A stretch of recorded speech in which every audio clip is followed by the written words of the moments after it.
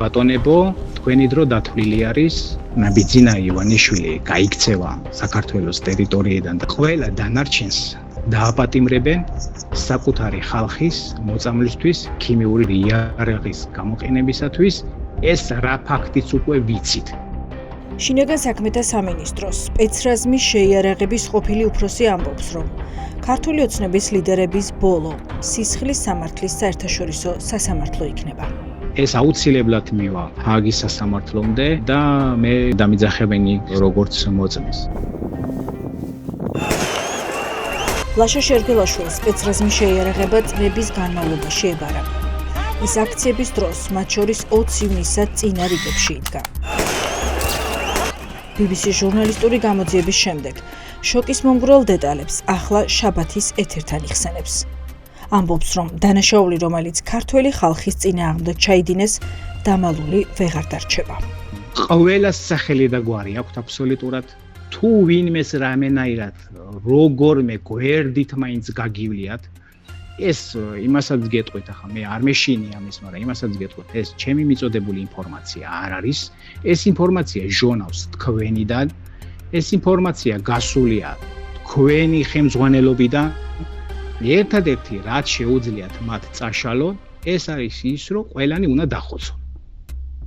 ვერაცდებით ვერანაირად, დამიჯერეთ, გეუბნებით, არ მომიმართავს არასდროს თქვენთვის. დღეს პირველად ამ ინტერვიუდან გაიგებთ, რომ ქართულ ოცნებას წყლის ჭავლში ქიმიური საშუალება მხოლოდ 2023-24 წლებში არ გაურევია და შესაძლოა საქმე კიდევ უფრო სხვა მასშტაბის დანაშაულთან მქონდეს.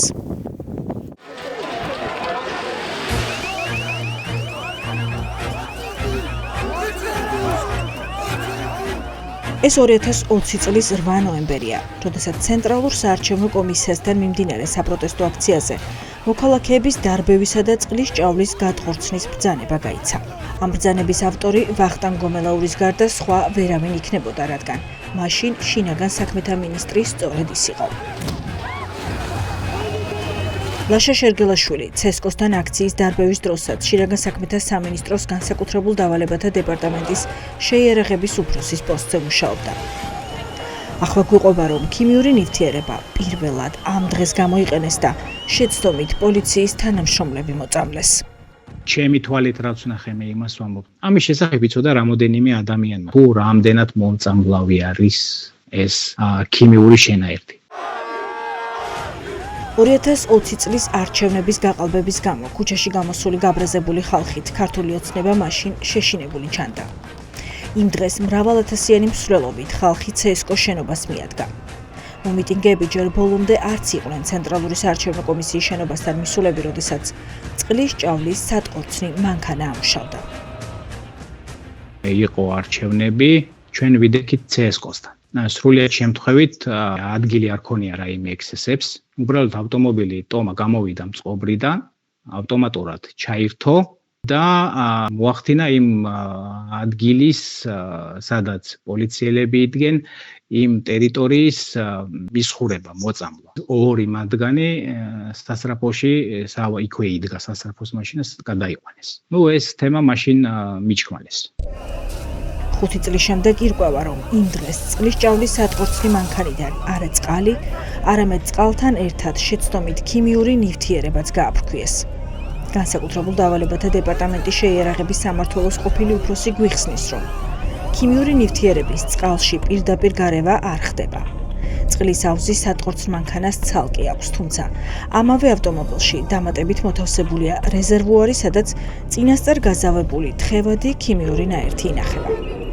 გადაწყვეტილების მიღება მხოლოდ წყალი გამოიყენონ, თუ წყალთან ერთად ძლიერ მოქმედი ქიმიური ნივთიერებაც ადგილზე განვითარებული მოვლენების შესაბამისად მიიღება.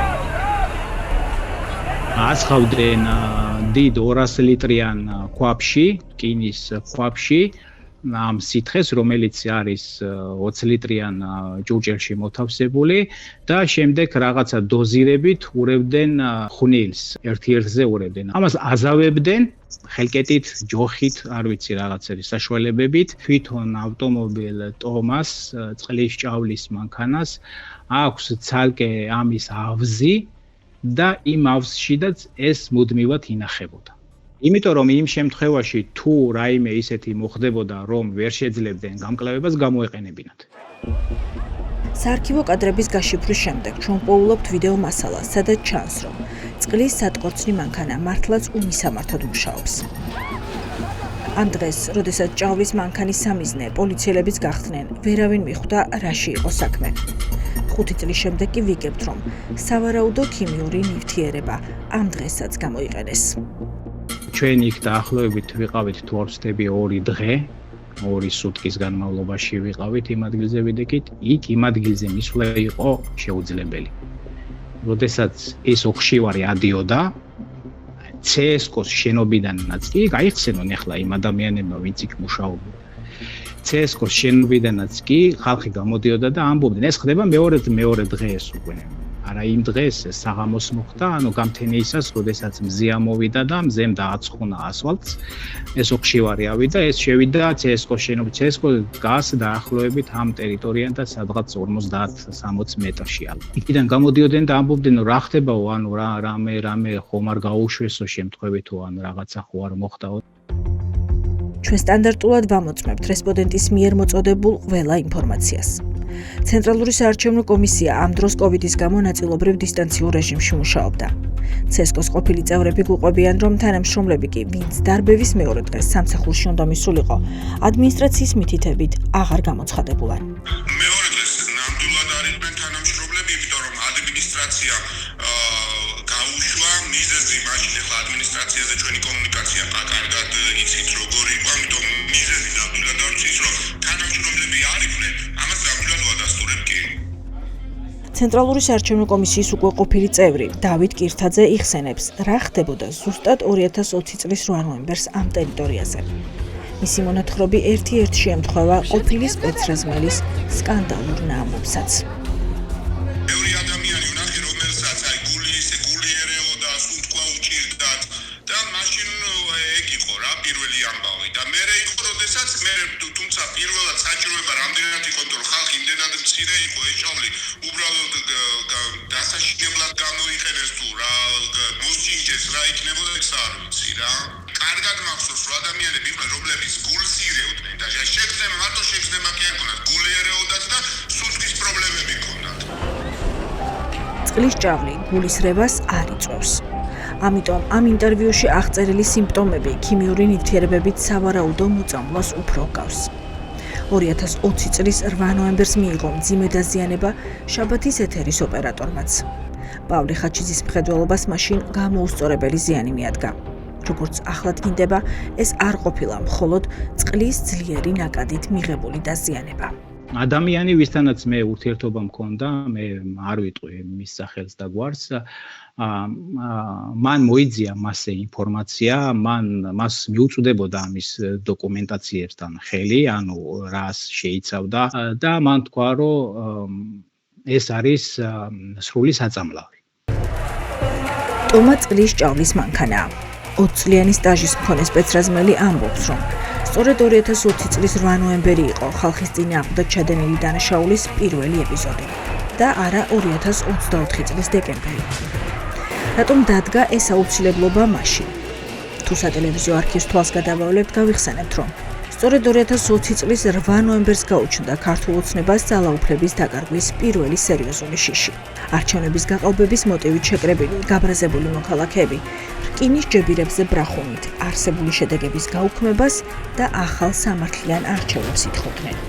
მე შემდეგ რომ დავტოვე CSGO-ს შენობა, CSGO-ს ეზოში ძალიან უცნაურად ძაფრისუნის შეგრძნება დამეუფლა.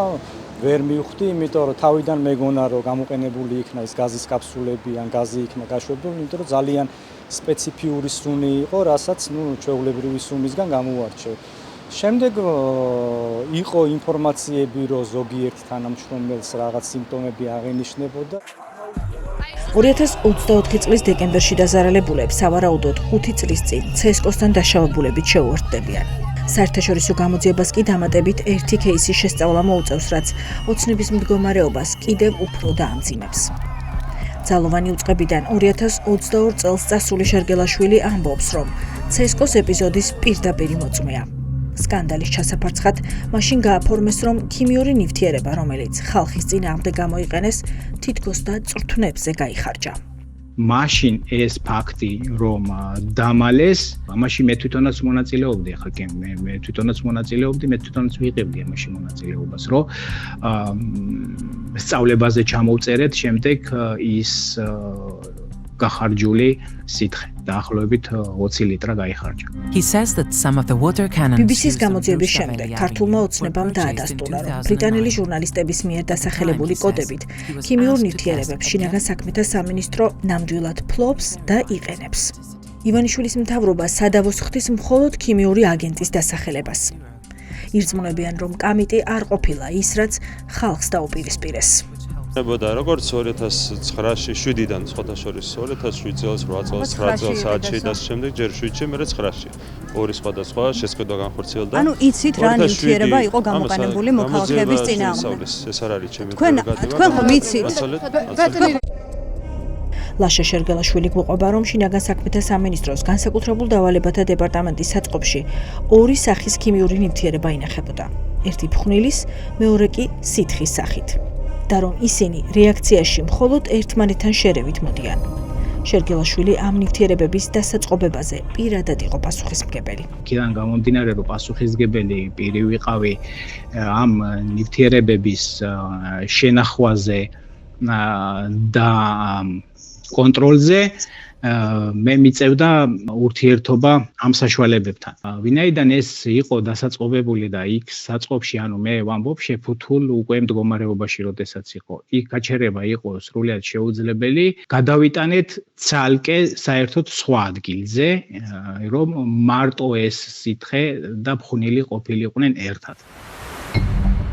გამოუგნებელი ინტერვიუ, რომელიც ხელისუფლების წინააღმდეგ მიცემული ჩვენება უფროა, სრულად გამორიცხავს ოცნების ვერსიას, რომლის მიხედვითაც 2024 წელს მომხდარ დანაშაულში წინა ხელისუფლებაა დამნაშავე. ლაშა შერგელაშვილი გვიდასტურებს, რომ სპეცრაზმა ამ ნივთიერების პირველი პარტია ნამდვილად 2009 წელს მიიღო, თუმცა მაშინ ის ტესტირებით შეამოწმეს და მძიმე ეფექტის გამო მის გამოყენებაზე უარი თქვეს. დადო ის შედეგი, ეს იყო ხანგრძლივი მოწამვლის პერიოდი. ეს არ გავდა სხვა დანარჩენ მათ შორის არსებულ წიწაკის სპრეის გაზს. ეს იყო გაცილებით ძლიერი, ბევრად ძლიერი და ჰქონდა ბევრად მავნე შედეგი. ადამიანს ერეოდა გული. ღებინებები ეწყებოდათ. ადგილზე, სადაც ეს შერეული სითხე მოხდებოდათ, ეწყებოდათ წვა, როდესაც ცადეს რომ ჩამოერეცხათ ადგილზე კონდათ სოდიანი წყალი, მან ის შედეგი არ გამოიღო, რაც დაუშვათ მანამდე წიწაკის გასთან ჰქონდა. შემდეგ ეს ინფორმაცია თავისთავად მიაწოდეს შესაბამისად ხელმძღვანელ პირებს და მიიღეს გადაწყვეტილება, რომ ამის გამოყენება არ შეიძლებოდა. ახლა მთავარი კითხვა. ვინ და რატომ გამოიტანა დასაწყობებული საწამლავი უკვე მოქმედი ხელისუფლების პირობებში მოქალაქეების წინააღმდეგ გამოსაყენებლად? ყოფილი სპეცრაზმელი გვიდასტურებს, რომ ხმარებიდან ამოღებული საშიში ნივთიერება ოცნების გედედეს მუდმივად წყლის ჭავლის მანქანაში ჰქონდა. მე მაჩვენეს ეს კადრები 24 წელს გულისხმობ. მათ შორის მე მაჩვენეს ადამიანის მოყოლილი ინფორმაციები, თუ რას ყვებოდნენ ისინი, რა მდგომარეობაში იყვნენ და მე მაშინვე მივხვდი, რომ ეს მათ ის გამოიხდენეს. მოსაზრების გარდა მე გადავამოწმე ინფორმაცია, ახლა მოდიში არ ვიჯექი ახლა მოხერდაკრეფილი და ვერ გიყურებით ახლა როდის შთანთქავდით საქართველოს 4-5-6 თვე ვმუშაობდი ამ თემასთან დაკავშირებით, რომ ის მტკიცებულებები აგვეღო, რაც ჩვენ გვჭირდებოდა იმისათვის, რომ იმიტომ რომ BBC-ს სხვაგვარად არ თანხმდება არანაირ ასე რომ ვთქვათ ინტერვიუს და რაიმეს გაშუქებას, თუ მათ მტკიცებულებები არ აქვს. სისტემის შიგნით ამ დრომდე არსებობენ ადამიანები, რომლებმაც სპეცრაზმალს დაუდასტურეს, რომ პროევროპული აქციის მონაწილეები UN 34-39 კოდის ქვეშ მოაზრებული ქიმიური ნაერთით მოსაწამლად გაიმეტეს. მომაერთი, იმუშავე, გაზის განაყოლე, ახალ ფიზიკები არ გაახსენებთ ხადე. გებიო. გადაატარე. სამი თამახუთი ხურეთებით იყავით. გაზი გაუვლია თომაერთი, გაზი გაუვლია. როგორ გავიგე თომაერთი? შაბათის ეთერის მიერ ექსკლუზიურად მოპოვებული რაციის ჩანაწერებით პირდაპირ იმტკიცებულებაა, რომ წყლის ჭავლის მანქანა მხოლოდ წყალს არ აფრქვევდა. რომ არა 1 წლის წინ ჩვენი გუნდის მიერ მოპოვებული ეს აუდიო მასალა ქართული ოცნება ალბათ მოქალაქეების წინააღმდეგ ძლიერი მოქმედების ქიმიური ნივთიერების გამოყენების ფაქტს არც დაადასტურებდა. ეს ვიდეოც 2024 წლის დეკემბერშია გადაღებული, სადაც ჭავლის მანქანებიდან გატყორცნილი წყლისგან შექმნილი ყვითელი ფერის ნიაღვარი მოედინება. გაზი გაუვლია თომაერთი, გაზი გაუვლია. ჭიჭილაძის ქუჩაზე რა ხდება? დაიწყე გაზის მუშაობა? ახლა რა ჩემი კახა ჭიჭილაძეზე კახა? რობოტები იმოქმედებს და გადაწყვეტს ხალხს უნდა მიიქციოს ის. გადაატარე. დამიდეს სია და ამ სიაში იყო იმ თანამშრომლების სახელები და გვარები, ვინც ყველაფერ ამ პროცესში იღებდა მონაწილეობას. მე არ ვიცი საიდან აქვთ ეს სია, საიდან მიაწოდეს ეს ინფორმაცია, მე ამას ვერ გეტყვით. მათ ყავთ იურისტების მთელი არმია, რომლებიც როგორც მე ვიცი, დეტალურად გადიოდნენ ყველა მტკიცებულებას. აქ საუბარი არ არის თქვენ რომ იცოდეთ ვინმეს მონაყოლს. ან რაიმე ინფორმაციას იმის შესახებ, რომ ვინმე სადმე რაღაც გაიგონა და ასე შემდეგ. საქმე ეხება ოფიციალურ მტკიცებულებებს, რომლებიც გამოედინებოდა შინაგან საქმეთა სამინისტროდან. ნუ შეეცდებით გააყალბოთ ყველა ის საბუთები და ის დოკუმენტაცია, რაც უკვე არსებობს და აზრი არ აქვს, არამედ პირიქით ითანამშრომლოთ და პატივიცეთ ქართველ ხალხს. ფორმა გაცვია, სამხრეები გაქვს. რა ნამუსით ემსახურები იმ სტრუქტურას, რომელიც შენ გეუბნება, რომ გუშინ ვიყავით პატრიოტები, მაგრამ დღეს მოღალატეები უნდა ვიყოთ. დღეს რამდენ ფორმიან ადამიანს შეგიძლიათ თქვათ, რომ თქვენ ხართ თქვენი ქვეყნის პატრიოტები, როდესაც ემსახურებით რუსეთის ფედერაციას. თქვენ არ გიჭირთ ახლა ისე, რომ ამ ხელფასებზე იყოთ დამოკიდებული. ეს ხელფასი არ არის იმდენი, რომ თქვენ ღალატისთვის გადაგიხადოთ. ამიტომ მოუღალატეთ სამშობლოს. მოუღალატეთ საქართველოს და თქვენ ფიცს მოუღალატეთ უბრალოდ. ვინ იქნება მოწმე ქართული ოცნების წინააღმდეგ? 2024 წელს ხალხის დარბევას ხარება მეთაურობდა. ის ქართულმა ოცნებამ სახლში ღირსების ორდენით გაუშვა. გედედეს შეფი საჯარო სივრცეში ახლა პერიოდულად სპორტსმენებთან გადაღებული ფოტოებით ჩნდება. ფაქტების გადასამოწმებლად მასთან დაკავშირება ჩვენ ვერ შევწელით. როგორ ხარ? ძალიან კარგად. საინტერესოა რა სიტყვის გამოძიება სპეცრაზმის კიდევ ერთი ყოფილი მეთაური მიხეილ ჭიტაშვილი. სწორედ ის ხელმძღვანელობდა დარბევას 2020 წელს ცენტრალურ საარჩევნო კომისიასთან. რადგანაც ლაშა შერგელაშვილის ინფორმაციით, ქიმიური ნივთიერება ხალხის წინააღმდეგ პირველად გამოიყენეს. შაბათის ეთერს უყვებიან, რომ ჭიტაშვილმა საქართველო დატოვა და ახლა ამერიკის შეერთებულ შტატებში იმყოფება. 2020, 23 და 24 წლებში ქიმიური ნივთიერების ხალხის წინააღმდეგ გამოყენებაზე პასუხისმგებელი მაგნიცკის სიით სანქცირებული ვახტანგ გომელაურია. ეს კადრები 2 დეკემბერს სუსტად იმ დროს არის გადაღებული, როცა სუსში სავარაუდო დამნაშავეების ნაცვლად გამოკითხვაზე ექიმებს, არასამთავრობო ორგანიზაციების წარმომადგენლებსა და უბრალოდ BBC-ს რესპონდენტებს იბარებენ. არსებობს მოსაზრება, რომ გომელაურს ივანიშვილმა მისი სხვა თანაგუნდელებისგან განსხვავებით ყველაფერი იმის გამო აპატია, რომ მან იმ სხვებზე ბევრად მეტი რამ იცის.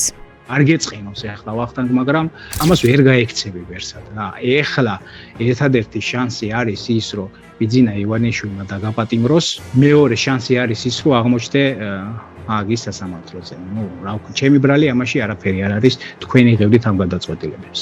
ოცნების ძალოვანები მმართველი გუნდის შეცვლის შემდეგ ჩხრეკაზე შევიდნენ არაერთ მინისტრთან, ექს-პრემიერთან და სუსის უფროსთანაც. თუმცა მათ რიცხვში გომელაური არ ყოფილა. ფაქტია, რომ ივანიშვილის პირად მცველს ჯერ პასუხს არავის თხოვს. არც სასახლისთვის საჭირო ფულის წარმომავლობაზე, არც ძვირადღირებულ ავტომობილებსა და არც სავარაუდო ფიქტიურ გარიგებებზე. გამარჯობათ, ბატონო ვახტანგ. ეს გომელაურის რეზიდენციაა ტაბახმელაში, 3 მიწის ზედა და 1 მიწის ქვეშა სართულით. ამჯერად ჩვენ ეს შენიღბული კარი აღმოვაჩინეთ, რომელიც ექს-შინაგან მინისტრის ეზოდან მეზობელ ნაკვეთს უკავშირდება. ვიზია მეორე შავი ვილა. ოფიციალურად ის ყავის ბრენდ მეამას და ბეთლაივის ყოფილი მფლობელის, სულიკო ვარსემაშვილის ძმის, ზურაბ ვარსემაშვილის საკუთრებაა.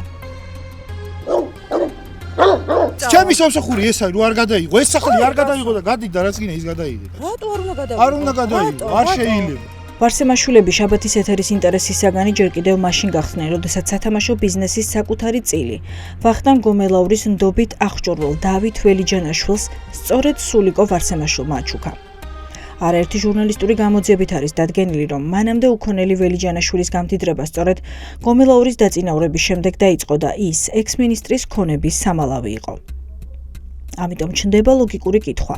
ამ შემთხვევაშიც სულიკო ვარსემაშვილის ძმა ხომ არ არის რეალურად გომელაურის ქონების ფიქტიური მფლობელი. მე მინდობილობა მაქვს მაგ საქმესთან დაკავშირებით. იცით რატო? ზუსტად ეგეთი პროექტი მინდოდა, როგორც ვახტანგ გომელაურს ეს შავი პანელებიანი სახლი რო არის და ვის უნდა მივმართო? ვერ გეტყვით, ვერ დაგეხმარებით, არ ვიცი მაგის შესახებ არაფერს. აბა მინდობილი პირი ვარო? გომელაურთან კავშირში არ არის ჩემი პროექტი. ვისთან არის კავშირში აბა? იმძადებით თქვენ. გააქვთ კავშირი თუ არა ბატონო ალექსანდრე? ანუ თან მეკითხებით და თან არა, ვერ გავიგე. ვისი ჩვენ ახლა ალექსანდრე ოსეფაშვილთან ვრეკავთ. მან წარადგინა თბილისის მერიაში განაცხადი გომელაურის გვერდით შავი ვილის მშენებლობაზე. ოსეფაშვილის დაბნეულობა კიდევ უფრო მეტად ამძაფრებს გაჩენილ ეჭვებს და ამ ჭიშკრის დანიშნულებასაც. უძრავი ქონების მფლობელი ვარსემაშვილის ძმის კომპანია მეამა ბოლო მონაცემებით სამთავრობო მედიის ყველაზე მსხვილი დამფინანსებელიცაა. ალო, ბატონ ზურაბ, გამარჯობა. გამარჯობათ. მე გაწუხებთ მაგათ შიხლაძე TV პირველიდან, ბატონ ზურაბ. ტაბახმელის სახლთან დაკავშირებით მინდა კითხოთ, ბატონ ზურაბ. ვახტანგ გომელაურის სასახლის გარშემო კიდევ ერთი ტერიტორიაა, რომელსაც ჩვენი გუნდის არაერთი ჟურნალისტური მოკვლევა მიეძღვნა. ეს კეთილმოწყობილი ეზო კარი, რომელიც სახლის ჩასადგმელად უკვე მზადაა, ასევე უქონელი გომელაურის დაცვის წევრის ნიკა ომარაშვილის სახელზეა გაფორმებული. ჩვენს მიერ ექსკლუზიურად გადაღებულ კადრებში ჩანს, რომ ავტომობილი, რომელმაც ექს-მინისტრი ეზოში შეიყვანა, დასაპარკინგებლად სწორედ მცველზე რეგისტრირებულ ფართობში შეჰყავთ. აქ როგორც ჩანს, გომელაურის კიდევ ორი ძვირადღირებული ავტომობილიც დგას. გამარჯობა. თუ შეიძლება ვახტანგ გომელაურთან ვარ და არის თუ იცით? არ არის? 157 და 158 ბინები მე-15 სართულზე. არ ცხოვრობს უბრალოდ? დაკეტილია ანუ და არ ცხოვრობს. არქიტაურსი კიდევ ერთი ლოკაციაა, სადაც ექს-შინაგან საქმეთა მინისტრმა უძრავი ქონება შეიძინა. 200 კვადრატული ვაკის შუაგულში ვახტანგ გომელაურის სახელზე თანამდებობაზე ყოფნისას 2022 წელს გაფორმდა. აეროგადაღების კამერაში კარგად ჩანს, რომ სათვალთვალო კამერებით აღჭურვილი აივანი და ბინა საცხოვრებლად უკვე მზად არის. გომელაურის ოჯახის წევრების სახელზეა ქონება მზიურის პარკში ჩადგმულ ამ ფეშენებელურ კორპუსშიც. ექს-მინისტრის სიძედ გახტომის შემდეგ დაირეგისტრირა შალვა ომსარაშვილმა 112 კვადრატული მეტრი აპარტამენტი რამიშვილის ქუჩაზე და 100 კვადრატი კწანიში, ასევე პრემიალურ საცხოვრებელ კომპლექსში. შინაგან საქმეთა მინისტრის სიძე მანამდე მხოლოდ გურჯაანში მემკვიდრეობით მიღებულ ქონებას ფლობდა. Mercedes-Benz E200 ლიმუზინი შალვა ომსარაშვილის, Mitsubishi L200 ვახტანგ გომელაურის, Audi SQ7 ექს-მინისტრის ცოლის ნინო კუდუხაშვილის სახელზე. ეს გადამდგარი შინაგან საქმეთა მინისტრის საოჯახო ავტოპარკის მხოლოდ ოფიციალურად რეგისტრირებული ძვირადღირებული სატრანსპორტო საშუალებების ჩამონათვალია. შაბათის ეთერის დრონით დანახული ბოლო მოდელის Toyota Prado-სა და Toyota Corolla შესახებ ვახტანგ გომელაურს არსად არაფერი უწერია. თუმცა ამ კითხვებს ივანიშვილის ყოფილ პირად მცველს ჯერ არავინ უსვამს. როდის მოიცლის მისთვის ოლიგარქი, არავინ იცის.